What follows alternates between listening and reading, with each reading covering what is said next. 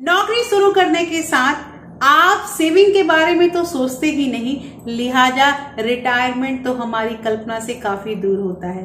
धीरे धीरे जिंदगी की अड़चनों से रूबरू होते होते हम थोड़ा सेविंग के बारे में सजग भी हो जाते हैं और अपनी सैलरी का कुछ अंश जो है उसे सेविंग भी कर लेते हैं, लेकिन रिटायरमेंट प्लानिंग करने में काफी देर लगा देते हैं। ऐसा इसलिए होता है क्योंकि बहुत लोगों को ये पता ही नहीं होता है कि रिटायरमेंट प्लानिंग कब, क्यों और कैसे करनी चाहिए।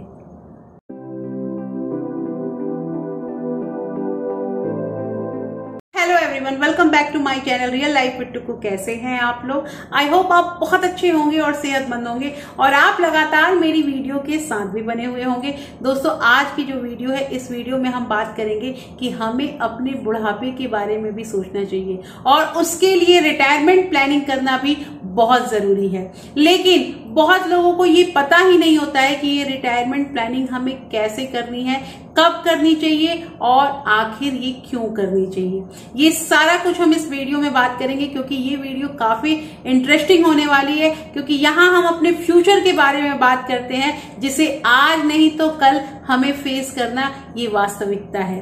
दोस्तों, वीडियो स्टार्ट होने से पहले एक नम्र निवेदन है कि अगर आप लोगों ने अभी तक रियल लाइफ विद टुकू को सब्सक्राइब नहीं किया है तो प्लीज सब्सक्राइब कर लीजिए अपने इस चैनल को और साथ में जो बेल आइकन है उसे भी जरूर प्रेस कर दीजिएगा ताकि ऐसे ही इंटरेस्टिंग वीडियो की नोटिफिकेशन आपको मिलते रहे। दोस्तों, वीडियो पसंद आए तो एक लाइक जरूर कर दीजिएगा। तो सबसे पहले हम जानेंगे कि कब करें रिटायरमेंट प्लानिंग। नौकरीशुदा लोगों के लिए आम तौर पे रिटायरमेंट का जो उम्र है वो 60 साल निश्चित किया गया है। अगर आपकी नौकरी 25 से 30 साल में लग जाती है और आप अपने उम्र के 35 या 40 साल में आते हैं तो उस समय आपको अपनी प्लानिंग स्टार्ट कर देनी चाहिए रिटायरमेंट की, क्योंकि ये उम्र का वो पड़ाव है जब आप अपने परिवार के विस्तार के बारे में सोच लेते हैं, समझ लेते हैं और उस समय आपकी सेहत भी अच्छी होती है। तो आपको ये प्लानिंग आपके 35 से 40 साल के बीच में ही कर लेनी चाहिए।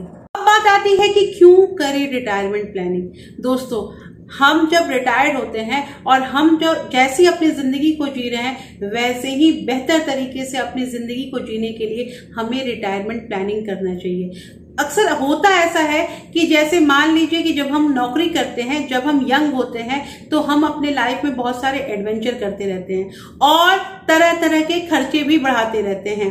ऐसे में हमें अपना रिटायरमेंट प्लानिंग करना बहुत जरूरी है, क्योंकि आजकल के समय में कोई भी पेरेंट जो होता है वो अपने बच्चों पे डिपेंड होना नहीं चाहता है। वो चाहता है कि हम अपने लाइफ को अपने ढंग से जिए, इसलिए वो रिटायरमेंट प्लानिंग करते हैं। मान लीजिए कि जब आप रिटायर हो जाते हैं तो जो आपका पेंशन आता है वो आपका एक फिक्स्ड इनकम हुआ, बट अगर आपने जो खर्चे अपने बढ़ा लिए हैं उस खर्चों को आप कम करने लगिएगा तो आप पे एक प्रेशर बन जाएगा।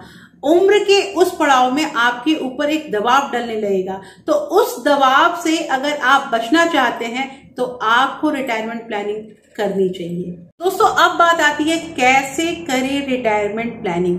तो रिटायरमेंट प्लानिंग करने के लिए सबसे पहले आपको अपना आकलन करना होगा। मान लीजिए कि आपकी सैलरी 50,000 है और आपका उम्र जो है वो 40 साल है, तो अभी आपके पास 20 साल बचे हुए हैं। आपको सबसे पहले अपने खर्चे और बचत का एक ब्यौरा तैयार करना पड़ेगा और आपको ये निश्चित करना पड़ेगा कि 20 साल के बाद आपको कितने पैसे की जरूरत होगी। सबसे पहले जोड़े अपना मासिक खर्च। दोस्तों, सबसे पहले अपना ये ब्यौरा ले कि आपको मंथली आपका एक्सपेंसेस क्या क्या है, जिसमें आपका घर का EMI, बिजली का खर्च और जो राशन वगैरह है, ये सारा कुछ इंक्लूड करके आपको ये देखना होगा कि आपका मंथली एक्सपेंसेस कितना आता है। मान लीजिए कि आपका महीने का खर्च 20,000 रुपए है। छुट्टियों पे होने वाला खर्च, दोस्तों ये भी आपको तय करना होगा कि आपका परिवार मान लीजिए कि साल में 1 या 2 बार कहीं आउटिंग के लिए जाता है तो उसमें भी आपका कितना खर्च होता है। तो इसके लिए भी आप अपना एक बना लीजिए कि आपका जैसे 20,000 रुपया हर साल घूमने में खर्च होता है। जाती है ट्रांसपोर्टेशन और एंटरटेनमेंट में खर्च। दोस्तों, ट्रांसपोर्टेशन जो होता है वो दिन प्रतिदिन का खर्च होता है, ये डेली खर्च होता है और आप अपने परिवार के सभी सदस्यों के साथ एंटरटेनमेंट के लिए भी कहीं बाहर जाते होंगे या कई मूवी वगैरह देखते होंगे। तो मान लीजिए कि साल में इन दोनों चीज को मिला के आपका 30,000 रुपया खर्च होता होगा। उसके बाद आता है मेडिकल और इमरजेंसी एक्सपेंसेस। दोस्तों, ये जो मेडिकल और इमरजेंसी वाला सिचुएशन होता है ये एक अनप्लान्ड होता है, ये हमें पता नहीं होता है कि कब हमारे साथ ऐसा सिचुएशन हो जाए, लेकिन इस खर्च को भी हमें कहीं ना कहीं तो वियर करना ही पड़ता है। इसके लिए भी मान लीजिए कि साल में हमारा 30,000 रुपया लगता है। टैक्स भुगतान पे खर्च। दोस्तों, आपको ये भी देखना है कि आप प्रति वर्ष टैक्स पे कितने पैसे आप लगाते हैं। मतलब अगर आप अपने आय के अकॉर्डिंग आपका अगर प्रति वर्ष 10,000 रुपया टैक्स भुगतान जाता है तो ये चीज भी आपको इंक्लूड करना है। नेक्स्ट पॉइंट यहाँ पे आता है कि महंगाई दर का आकलन। दोस्तों, वस्तुओं की जो कीमतें हैं वो दिन प्रतिदिन बढ़ती जा रही हैं महंगाई दर की वजह से। जो कुछ साल पहले हमें 100 रुपए से कम में कोई चीज मिलती थी, आज 120 के आसपास में मिलती है। मतलब कि हर साल जो महंगाई है वो हमारी बढ़ती जाती है। तो मान लीजिए इस महंगाई दर में भी प्रति वर्ष 50,000 का हम आकलन करते हैं। अब उपरोक्त सभी खर्चों को जोड़ने पर, जैसे कि मासिक खर्च जो है वो हमारा 20,000 है और हम उसे मल्टीप्लाई करते हैं 12 से तो वो हो जाता है 2,40,000। छुट्टियों पे खर्च जो है वो 20,000 हमने माना। ट्रांसपोर्टेशन पे हमने 30,000 का खर्च माना। इमरजेंसी जो मेडिकल एक्सपेंसेस थे वो हमारा 30,000। टैक्स भुगतान जो है वो 10,000 और महंगाई दर जो है उसको हमने 50,000 प्रति वर्ष के मुताबिक लिया है। तो टोटल हमारा जो पैसा है वो 3,80,000 बनता है।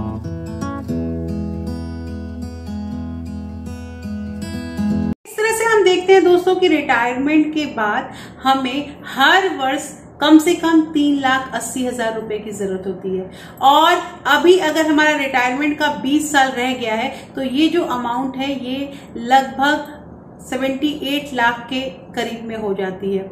और अगर ये महंगाई की जो दर है वो और बढ़ती गई तो हम 10 लाख और इसमें इंक्लूड कर लेते हैं तो लगभग हमें रिटायरमेंट के बाद 90 लाख रुपए की जरूरत है, जिससे हम अपना और अपने परिवार का खर्चा निकाल पाएंगे। तो इसलिए ये रिटायरमेंट प्लानिंग करना बहुत जरूरी है। तो दोस्तों, इस वीडियो में मैंने आपको बताया कि आपको रिटायरमेंट प्लानिंग कब करनी चाहिए, क्यों रिटायरमेंट प्लानिंग जरूरी है और रिटायरमेंट प्लानिंग कैसे करना चाहिए, ये सारा डिटेल मैंने आपको बताया है। तो होपफुली ये वीडियो आपको अच्छी लगी होगी और अगर ये वीडियो अच्छी लगी है तो एक लाइक जरूर कीजिएगा।